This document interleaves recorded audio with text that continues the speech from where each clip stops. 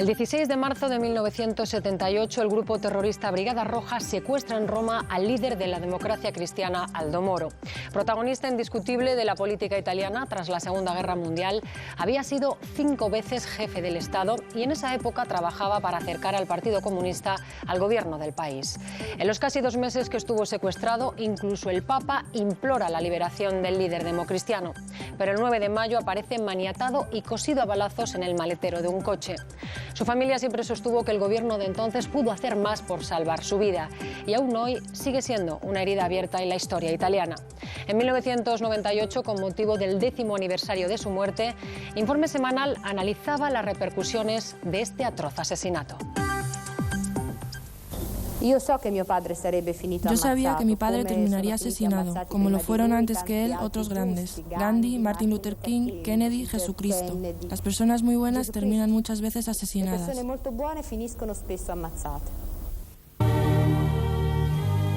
Estas imágenes permanecen en la memoria colectiva de los italianos, que recuerdan ahora el 10º aniversario del más trágico acontecimiento de la historia de la República Italiana. El cadáver de Aldo Moro, con 9 balazos, apareció encadenado de pies y manos en el portamaletas de un Renault 4. Las Brigadas Rojas lo dejaron aparcado en una céntrica calle romana, Vía Caetani, significativamente a 2 pasos de las sedes del Partido Comunista y de la Democracia Cristiana. La tragedia se consumó el 9 de mayo de 1978. Se había iniciado 55 días antes. La Fiat 130 en la que viajaba Aldo Moro fue bloqueada en la vía romana de Mario Fani. 9 terroristas de las Brigadas Rojas asesinaron a los 5 agentes de la escolta e hicieron prisionero a Moro. Eran las 9 de la mañana. El presidente de la Democracia Cristiana acababa de salir de su casa. Había despedido a su hija, María Fida, periodista y hoy senadora democristiana, y a su nieto Luca, de 2 años, que en el último momento no le acompañó en contra de lo previsto. Mi figlio l'ha conosciuto e se lo ricorda benissimo. Mi hijo se acuerda perfectamente de él. Sigue preguntándome siempre cosas del abuelo, qué hacía, cómo era, y yo le digo, era una persona extraordinariamente buena. E io gli dico la cosa essenziale, che era una persona estremamente buona. Aldo Moro estuvo 55 días secuestrado en este apartamento de Vía Montalcini, en Roma. Los italianos se preguntaban, incrédulos, cómo fue posible aquel acontecimiento cuyo trágico desenlace hizo cambiar incluso la historia de Italia. Hoy la policía italiana es infinitamente más eficaz. Una persona prisionera durante 55 días en Roma no escaparía ciertamente a la atención de las fuerzas del orden italianas. ¿Se pudo salvar la vida de Moro? Es una interrogante sobre la que todavía se discute. Giulio Andreotti, entonces jefe de gobierno, mantuvo que no se podía ceder porque hubiera sido un acto de debilidad. Hoy parece claro que se pudo hacer mucho más. Sin lugar a dudas, se pudo hacer mucho más. Estoy segura que se podía y se debía hacer más, por parte privada, por la del partido o de otros partidos, sin mermar la dimensión jurídica de nuestro Estado.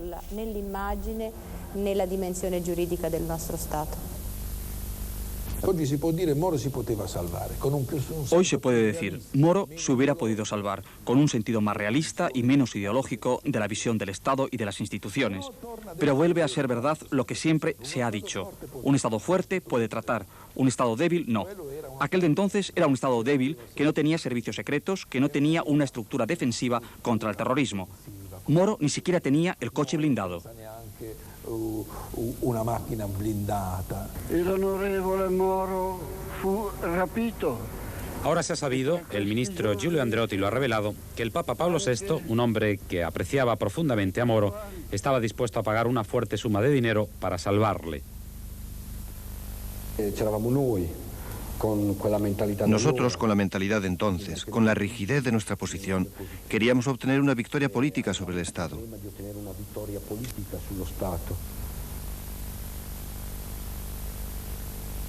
La muerte de Moro tuvo grandes consecuencias en la vida política y social italiana. ¿De qué manera habría cambiado el país? No lo sabemos, pero sin lugar a dudas habría cambiado mucho con su presencia.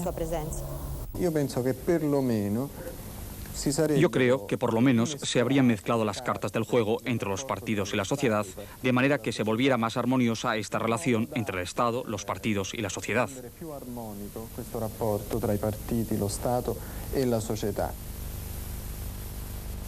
Con este secuestro y asesinato, las Brigadas Rojas consiguieron paralizar el proyecto político de Moro. En él se incluía la colaboración con el Partido Comunista, cuyo líder, Enrico Berlinguer, perseguía la vía del poder con el llamado compromiso histórico. La gran interrogante es si Moro quería a los comunistas en el gobierno. Yo creo que el Partido Comunista habría entrado en el gobierno, pero a largo plazo y con un gran precio político. ¿Qué costo político? El precio era el reconocimiento de la hegemonía democristiana. Este era el proyecto de Moro. Moro habría acompañado a los comunistas en el gobierno, pero con la condición de que se convirtieran completamente en la democracia y que reconocieran la primacía democristiana.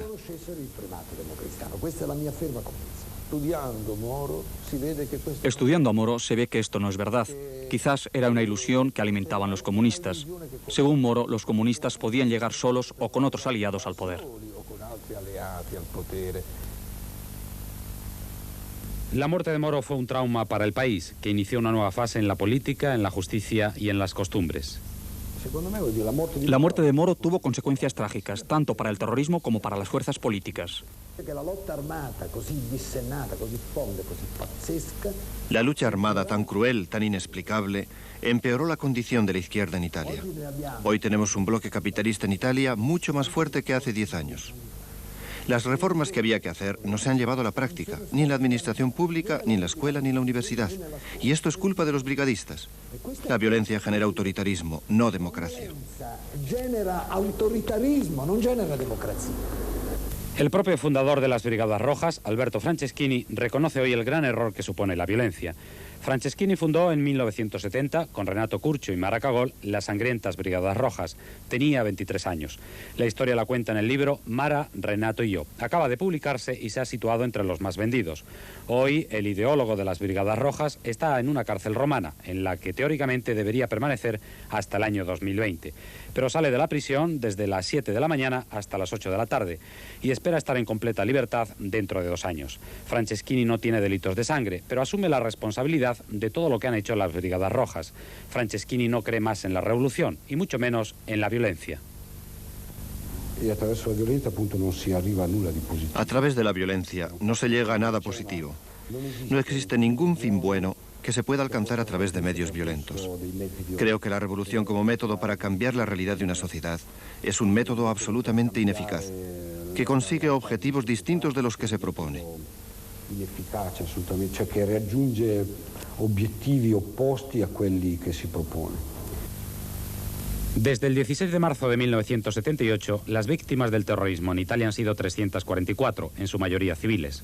Pero el Estado ha cancelado la imagen pesimista que presentaba el terrorismo como invencible. 10 años después de la muerte de Moro, el terrorismo ha desaparecido prácticamente en Italia. A ello han contribuido, en buena parte, las medidas sobre reinserción social y arrepentidos.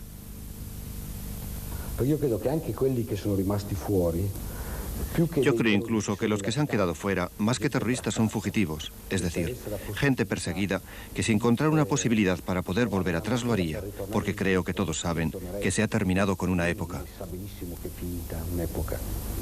Una época cuyo recuerdo levanta todavía ampollas en este país. La última polémica se suscitó esta semana con una entrevista realizada por la televisión oficial, la RAI, a 3 jefes históricos de las Brigadas Rojas encarcelados en Roma: Renato Curcio, Mario Moretti y Barbara Balcerani, los 2 últimos con numerosos delitos de sangre. En la entrevista, calificada en los medios informativos de triste documento por su pobreza humana y mediocridad intelectual, estos brigadistas consideran aún que el terrorismo fue una guerra civil, por lo que no tienen que arrepentirse.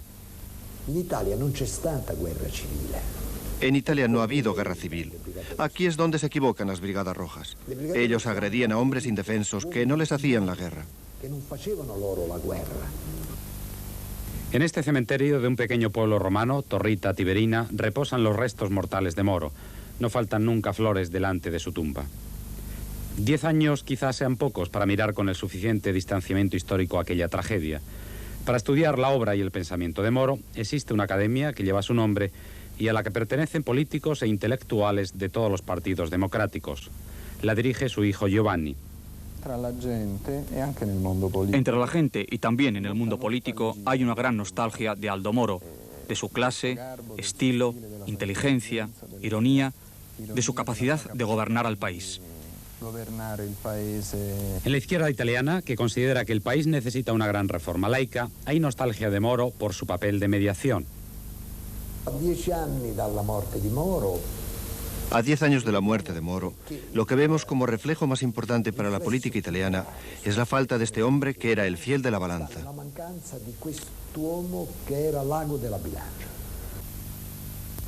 Muchas de las heridas abiertas por el terrorismo en Italia siguen sin cerrarse.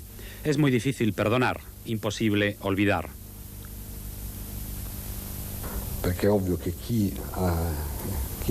Es obvio que quien se ha encontrado con un dolor tan grande como la pérdida de una persona querida, marido o hijos, alimente deseos de venganza. Lo entiendo. Me parece muy humana esta actitud.